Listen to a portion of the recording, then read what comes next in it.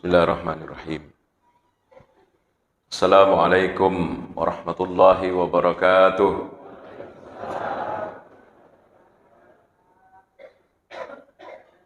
Alhamdulillahi rabbil alamin. Wa bihi nasta'inu ala umurid dunya waddin. Wassalatu wassalamu ala imamil mursalin sayyidina wa maulana Muhammadinil amin. Wa ala alihi wa ashabihi wa man tabi'ahum bi ihsanin ila yaumiddin. Para alim, para asatizah yang sempat hadir, para tokoh, para orang tua sekalian, hadirin hadirat jamaah subuh yang saya muliakan. Marilah mengulang ucapan Alhamdulillah nasabah pemasih nepung Allah Ta'ala pada ceramah subuh kali ini. Saya mengajak kita semua untuk membangkitkan kembali, memunculkan kembali rasa syukur kita pada Allah. Pertama, karena kehadisan Nabi sallallahu alaihi wasallam diriwayatkan rawahul Bukhari wa ghairuh, yang diriwayatkan oleh Imam Bukhari dan selain Imam Bukhari. Kata Rasulullah sallallahu alaihi wasallam, man shalla rak'atain wa lam yuhaddis fihima wa lam yuhaddis nafsahu fihima bi syai'in minad dunya ghufira lahu ma taqaddama min dhanbi. Atau kama qala sallallahu. Kadai Nabi tani kita masam pajas subuh, masam pajas 2 rakaat. Siapa yang salat 2 rakaat walam yuhaddis nafsahu fihima bi syai'in minad dunya, dan pada saat dia salat ia ruatinna dena mak bicara lino. Kayaknya itu susah. 2 rakaat batinnya itu tidak dibiarkan bicara dunia. Mungkin datang, tapi dia tidak ladeni, sehingga batinnya itu selalu menolak, selalu mempatuju kepada Allah Ta'ala. Apa balasannya? Ghufira lahu ma taqaddama min dhanbihi. Maka diampunilah dosa-dosanya yang lalu. Hanya dengan 2 rakaat. Nah, kita berapa rakaat tadi ini? Tahiyat masjid 2. Sunat qabliyah 2. Salat subuh 2, 6. Rasulullah hanya 2. Oleh karena itu kita bersyukur pada Allah Subhanahu wa taala. Siapa yang salat 2 rakaat, Rasulullah tidak menyebut sempajang agaye, sempajat tahajud, sempajat duha, sempajat salat 2 rakaat. Ada salat mutlak. Salat mutlak itu tidak kenal waktu. Oleh karena itu kalau ada riwayat seperti Zainal Abidin sampai ratusan bahkan 1000 rakaat salatnya dalam sehari semalam, cucunya Nabita dari Sayyidina Ali. Kemudian ada Imam Ahmad bin Hambal. Maka dia anak-anak Abdullah ya roambok kunasa lalan nasi sosiwani ya rosam pajas sunnahna 300 rakaat rutin. Ia minasang tidak 300 waktu malasa. Waktu dia sakit itu hanya 150 rakaat. Pertanyaannya adalah salat apa itu? Tidak usah kita bingung, karena bagi yang mau melakukan salat banyak, salat sunnah saja. Wa katama sampaja sunnah, Allahu Akbar. Dan itu tidak dibatasi waktu, kecuali waktu-waktu yang diharamkan mas sempaja. Salat itu namanya salat mutlak. Rasulullah sallallahu alaihi wasallam hanya mengatakan 2 rakaat saja. Yang penting waktu tak jamai, haddasa yuhaddisu walam yuhaddis. Dena pak bicara tinna untuk urusan lino. Dan itu kadang memang disitulah letak kesulitan kita. Bagaimana supaya saat waktu tak masempajang itu tidak datang. Bagaimana caranya supaya pembicaraan jiwa selain Allah Subhanahu wa taala itu tidak datang. Itu diperjuangkan di luar salat. Lebih-lebih nanti sebelum kita salat dan nanti kita akan berjuang kembali waktu kita salat. Sehingga buku-buku akhlak yang kita baca, ia rosikiri sudah dibangun semenjak kita berangkat dari rumah. Makanya Rasulullah SAW mengatakan narikoloka ki ko masigi emelo berjama, alaikum bisakinati wal wiqar. Hendaklah tenang.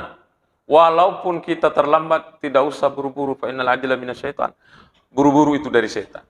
Artinya ini zikir itu sudah dibangun. Ia sempajal zikiri sudah dibangun dari awal, semenjak sebelum sholat, bahkan semenjak dari rumah. Pada saat kita berdiri, milauki sikupung Allah Ta'ala, dan nanti pada saat waktunya kita sholat, kita harus siap untuk menolak bisikan-bisikan di dalam batin selain sholat, dan itu selalu datang. Disitulah perjuangan. Yang jelas, kata haddasa yuhaddisu itu ada unsur menyengaja, tidak menolak. Dena pak bicara batinna atinna untuk urusan lino. Jadi bagaimana caranya? 2 rakaat yang penting berkualitas. 2 rakaat yang penting berkualitas Bapak Ibu. Dan kita bersyukur karena kita untuk subuh ini 6. Tahiyat masjid, qabliyah, dan salat subuh. Bukan main balasannya, ghufira lahu ma taqaddama min dzambihi, diampunilah dosa-dosanya. Ini amal-amal kita selalu dikait-kaitkan dengan pengampunan dosa. Orang yang pemikirannya hanya materi, meloklah yaga ya. Ampunan dosa, ampunan dosa, ampunan dosa.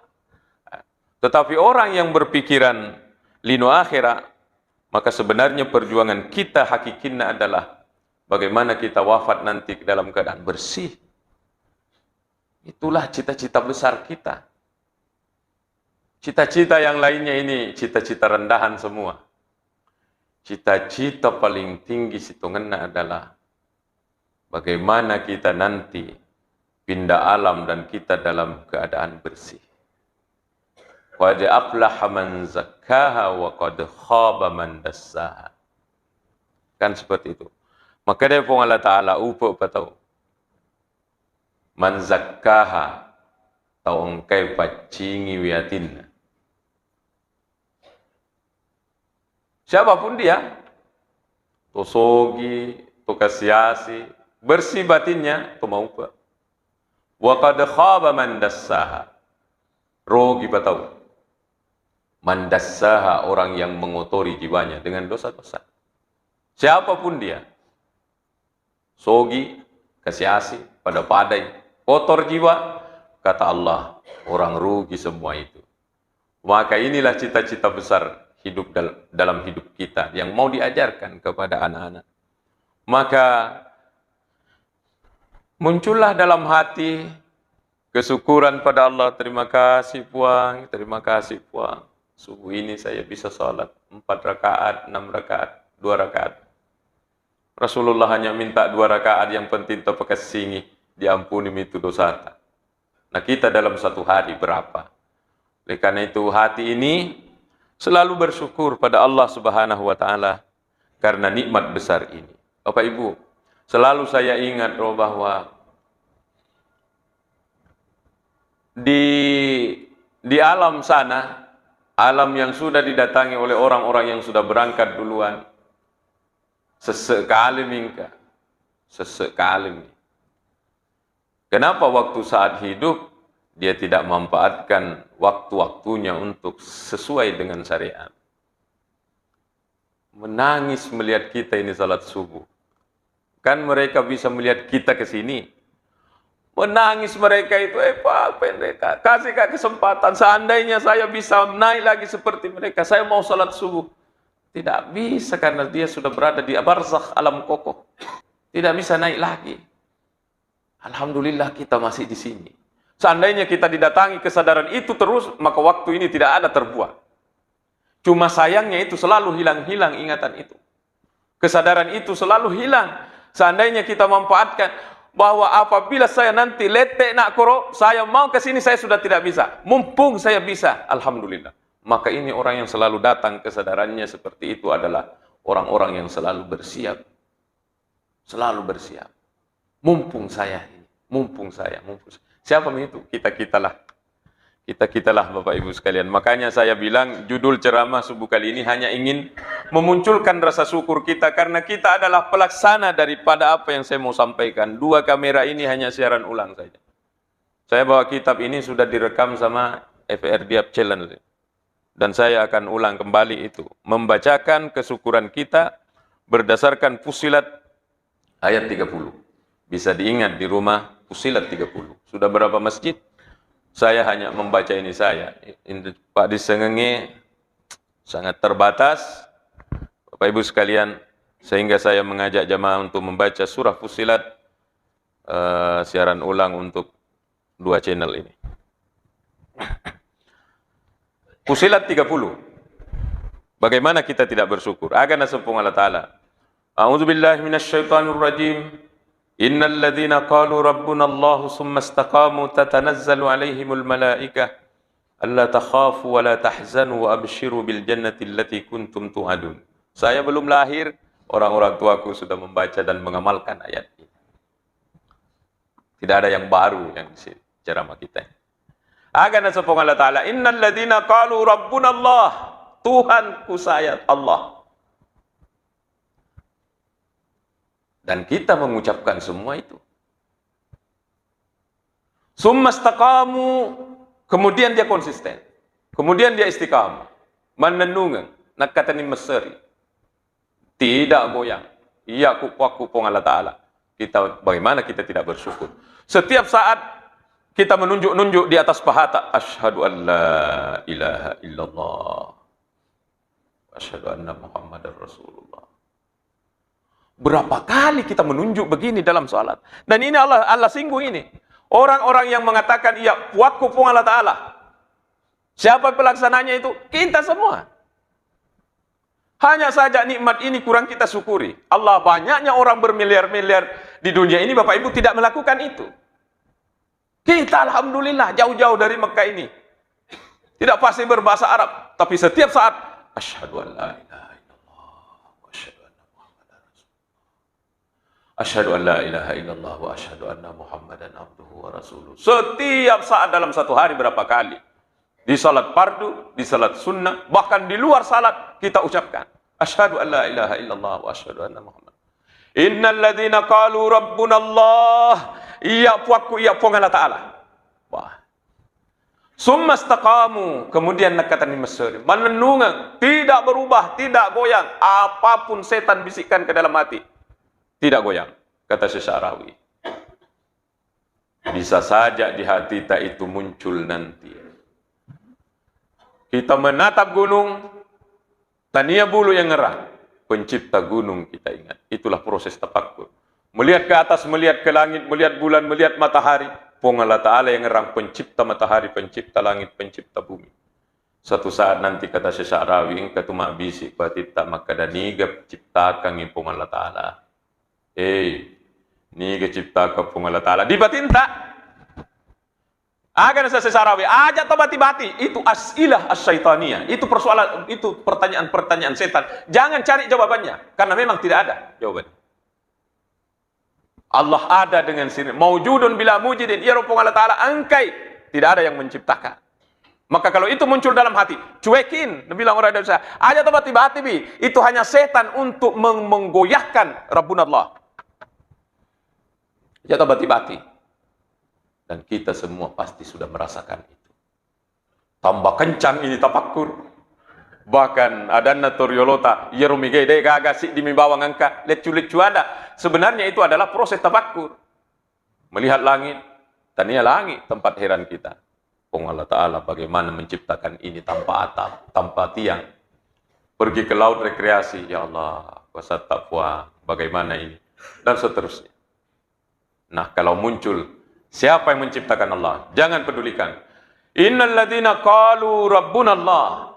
Sesungguhnya orang-orang yang mengatakan iya puaku pung Allah Ta'ala, kemudian istiqamu, kemudian istiqamah. Nah, ini ada ulama tafsir Ibnu Katsir, maka dia aga betuanna ya rabbuna Allah summa istaqamu. Maka dia ke ay betuanna akhlasul amala lillahi wa amilu bi ta'atillahi ala ma syara'a Allahu lahum.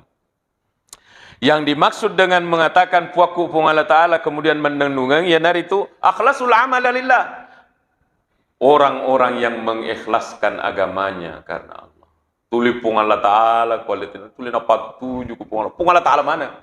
Apapun yang dia kerja pung Allah Ta'ala mana? Mengabdi di keluarga untuk Allah, mencari nafkah untuk Allah, mengabdi kepada suami sebagai istri untuk Allah, berbakti mencari nafkah untuk anak untuk Allah, luarnya dia untuk anak, luarnya untuk istri, luarnya untuk suami, luarnya untuk negara, luarnya untuk bangsa dan negara, dalamnya untuk pung Allah Ta'ala. Ini kata Ibnu Katsir. Ada tafsiran lainnya, tetapi saya rasa memegang apa yang dipegang oleh Ibnu Katsir ini sudah sangat cukup. Akhlasul amalillah, gampang diucapkan itu, tapi sulit pengamalannya. Bagaimana cara tak semua gerak-gerak kita ini, diam kita ini, pun Allah Ta'ala mana kuat kita. Jadi Allah itu selalu hadir dalam hati, karena semua gerakan ini untuk patujuk pun Allah Ta'ala, patujuk pun Allah Ta'ala. Ada guru yang ikut pengajian saya, kemudian mengatakan, Pak Ustaz, saya seorang guru. Iya tunasa kuma Pak Guru, nah dega agak pun Allah Ta'ala ngerang, saya sudah fokus. Saya jawab di pengajian itu, saya bilang, kita itu tuameng. Kita itu orang umum, orang-orang biasa. Kenapa? Tidak mampu menghadirkan Allah di pekerjaan-pekerjaan kita. Seharusnya dengan pekerjaan itu Allah dihadirkan. Mau memulai, Allah Ta'ala yang ngerang. Sementara mengerjakan, bantu Kak Puang. Jadi, jangan jadi orang awam terus. Orang awam terus. Kalau sudah bekerja, dia negara Allah Ta'ala. Sudah dilupa, fokus bekerja. Ini kita orang awam. Ini umur sudah berapa? Ini umur kita sudah berapa? Masih kita dalam status itu. Padahal seharusnya pekerjaan ya roja majamata selalu dipatuju kupong Allah Ta'ala, dipatuju kupong Allah Ta'ala. Akhlasul amala lillah. Wa amilu bi ta'atillahi, dan mengikuti Allah. Jadi ini kalau di kantor namanya fakta integritas. Kalau orang bekerja ada penandatanganan fakta integritas. Di atas materai 10.000. Siap melakukan ini, siap ini, siap ini, siap ini. Tanda tangan di bawah. Ini bukan sekedar tanda tangan ini. Apabila kita tanda tangan, mengucapkan ini tanda tangan, sama seperti Yakura Kiboting, disuruh baca akad, sigat taklik. Sigat apa? Sigat taklik. Oh, itu bukan sekedar pembacaan. Kapan dilanggar itu yang kita baca, resiko kita. Maka orang-orang yang mengatakan, iya puakku pun Allah Ta'ala, asyhadu an la ilaha illallah wa asyhadu anna Muhammadar Rasulullah. Apa artinya ini? Saya siap diatur oleh Allah. Saya siap diatur oleh Allah. Dan kita siap diatur. Buktinya, untuk kita sampainya subuh, datang salat subuh. Lo kaki maka Jumat, datang Jumat. Puasa ki bulan Ramadan. Bukan hanya datang, bukan hanya melakukan puasa. Ditunggu itu bulan Ramadan sama kita. Haji, antri sampai 40 tahun di sidrap ini. Siapkan diatur. Makanya di surah Al-Ahzab, Allah Subhanahu wa taala mengatakan, "Wa ma kana lil mu'minin wa la mu'minatin idza qadallahu wa rasuluhu amran ay yakuna lahumul khiyaratu min amrihim." Itu toselengi laki-laki perempuan, apabila Allah sudah memutuskan kamu harus begini, kamu harus begitu, kamu harus begini, ayyakuna lahumul khiyaratu min amrihim. Tidak ada lagi pilihan bagi orang Islam. Kalau sudah Allah tetapkan, maka dia harus memilih mengikuti keputusan Allah. Inilah yang dimaksud dengan Rabbunallah summa istaqamu. siap hati untuk ikut pada Allah. Dan alhamdulillah Bapak Ibu sekalian, mari kita bersyukur Allah. Bapak Ibu, banyak itu orang hafal Quran tapi Islam pun tidak. Kan saya sudah berapa kali di mimbar ini saya sampaikan. Waktu saya kuliah, saya kaget itu waktu kuliah di Azhar. Waktu itu judul materi kuliahnya Tayarat. Tayarat nama itu mata kuliahnya, Tayarat, aliran pemikiran. Nah, bilang dosen, di Eropa itu bukan ada banyak orang hafal Quran 30 juz dia hafal. Allah, 30 juz dihafal. Tapi dia bukan Islam.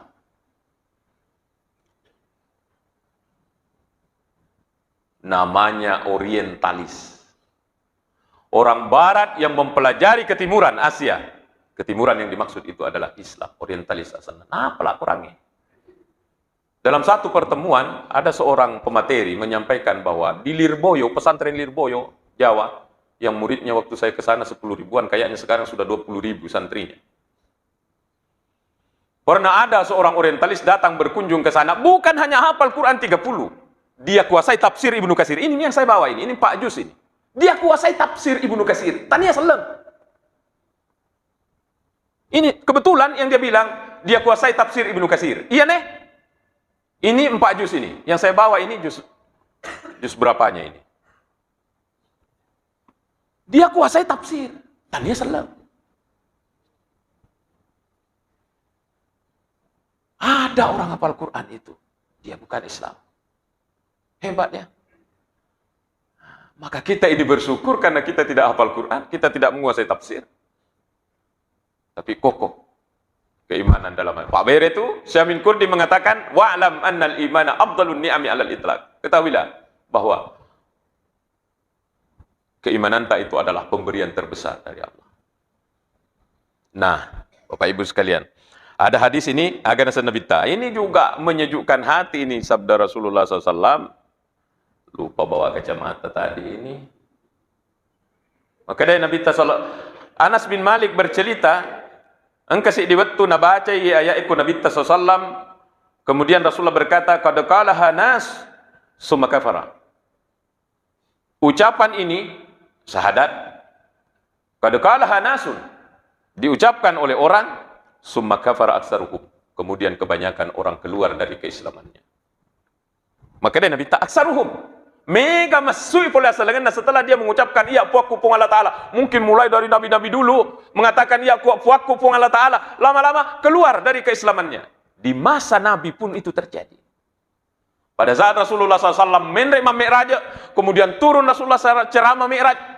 Saya tadi malam dari Masjidil Haram ke Masjidil Aqsa, kemudian mereka ke langit pintu susungnya. Irtadda man irtadda minal muslimin. Sebahagian orang Islam ada yang keluar dari keislamannya karena mereka mengatakan tidak masuk akal. Alhamdulillah, kita tidak pernah ragu dengan Isra Mi'raj. Luar biasa kita ini Bapak Ibu. Maka saya bilang mari bersyukur pada Allah Subhanahu wa taala. Nah, kapan ini turun? Nah, ini dalam Al-Quran sendiri mengatakan, orang-orang yang mengatakan iya puakku pun Allah Ta'ala, kemudian dia pegang teguh itu keyakinannya, tatanazzalu alaihimul malaika. Engkan itu malaika akan turun kepadanya. Kapan itu? Nah, ini yang di Ibnu Katsir yang jelaskan. Karena dia nerampi pun Allah Ta'ala, kapan ini turunnya malaikat ini? Ibnu Katsir lah yang menerangkan di sini. Ibnu Katsir mengatakan 2 riwayat sini.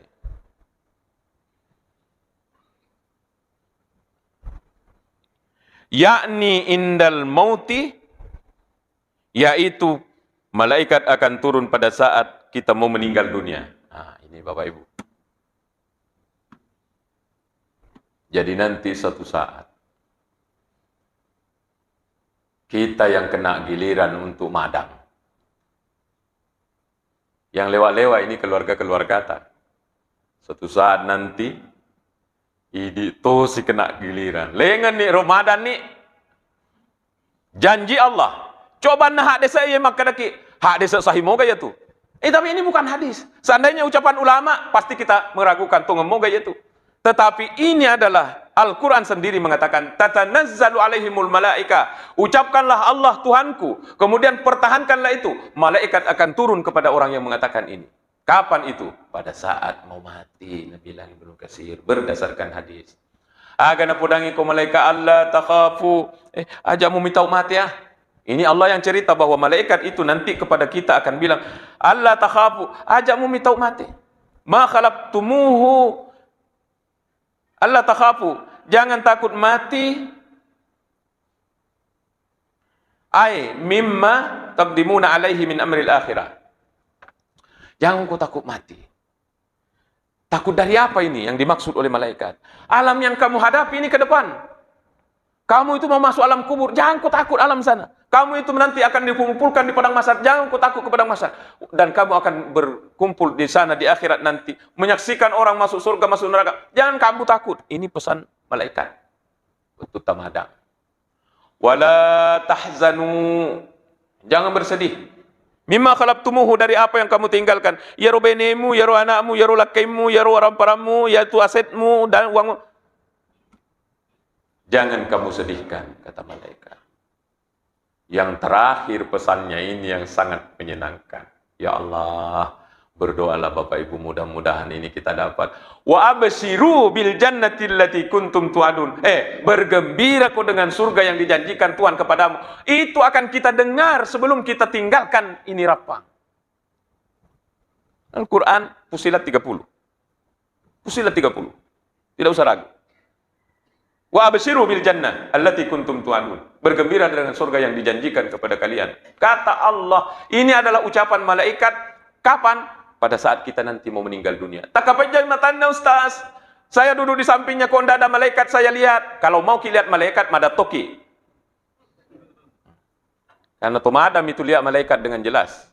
Malah di Mukashafatul Qulubnya Imam Ghazali ada di riwayat narampe, la yamutanna ahadukum hatta yara makanahu fil jannati am finnar au kama qala. Maka Nabi ta, de tunamate si ditawe, de na salailino kecuali sudah diperlihatkan surga yari garanaka unrona.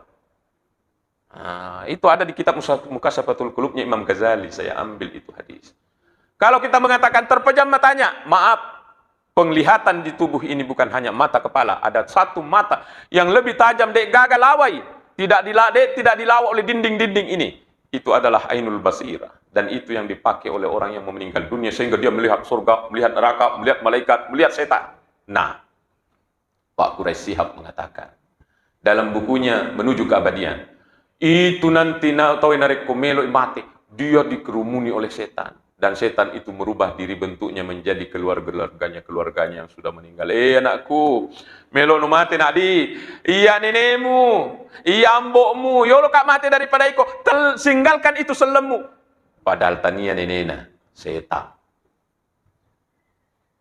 Takut kita dengan itu? Jangan takut. Ada ayat ini yang membantah itu. Walaupun setan mau berusaha mendekat, kalau orang mengatakan waktu hidup Rabbunallah, ya kupung Allah Ta'ala, siap diatur oleh Allah, kemudian dipegang teguh, malaikat yang akan mengusir semua ini. Tidak usah takut. Wa absyiru bil jannati allati kuntum tu'adun. Satu, pada saat kita mau mati. Jadi nanti itu kita akan mengatakan, cocok na bilang Ibnu Katsir katongan nih ya. Bukan main kalau bilang, gembira aku dengan surga nanti. Oh ya Allah. Paling bilang sama malaikat maut, maka mau cabut cepatnya nyawaku. Cabutlah cepat.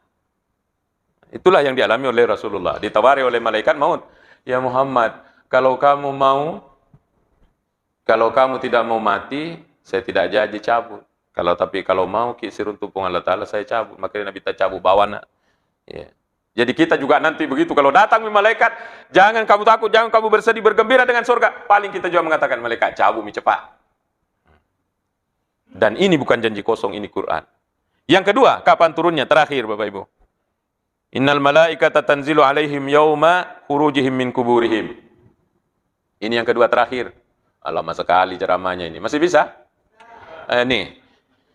Malaikat akan turun yang kedua, kata Ibnu Katsir. Qila innal malaikata yaru malaika noi yauma khurujihim min kuburihim. Pada saat nanti terbongkar manusia terbongkar dari kuburannya untuk menuju ke padang mahsyar. Ceritanya begini. Wa nufikha fis suri fasa'ika man fis samawati wa man fil ard. ditiuplah trompetnya malaikat. Mati mana tahu ya? Mati mana tahu ya? Sehingga kata kitab Tanwir, hening dunia itu waktu sesudah ditiup sangkakala pertama, gagak ada 40 tahun. 40 tahun, tidak ada suara, tidak ada orang hidup, mati semua. Kemudian 40 tahun kemudian, tiup lagi malaikat. Kapang roh? Sadana. Keluarlah semua ini terbongkar. Dan kata Rasulullah dalam riwayat, kuburan pertama yang terbongkar itu adalah kuburan saya. Mau kemana kita? Bingung. Ini ada ayat mengatakan, no malaikat, maka nanti kita akan didatangi oleh malaikat. Aja tahu, dia akan jadi guide. Makanya penglihatan malaikat turun, itu si anu, temani. Maka kita nanti ketika terbongkar dari kubur menurut tafsir ini, kita akan ditemani oleh malaikat. Macam ini ke bu, ayo sini ke. Jadi kita tidak akan pernah karena pusat. Aja kami tahu nanti kita akan digiring oleh malaikat berdasarkan. Apa tugas kita? Rabbunallah, semesta kamu, kemudian istiqamah. Amin. Bismillahirrahmanirrahim. Alhamdulillahirabbil alamin. Allahumma shalli ala sayyidina Muhammad. Allahumma ja'alna minal ladzina yastami'una al-qawla fayattabi'una ahsana. Allahumma 'allimna ma yanfa'una wanfa'na bima 'allamtana ya karim. Allahumma nawwir qulubana bi nuri ilmika wa hidayatika kama nawwarta al-ardha bi nuri syamsika wa zayyinna bil akhlaqil karim.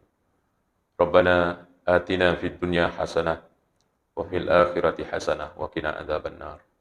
Sallallahu ala sayyidina Muhammad wa ala alihi wa sahbihi wa sallam. Alhamdulillah rabbil alamin. Untuk berkahnya Al-Fatihah. Bismillahirrahmanirrahim. Alhamdulillah.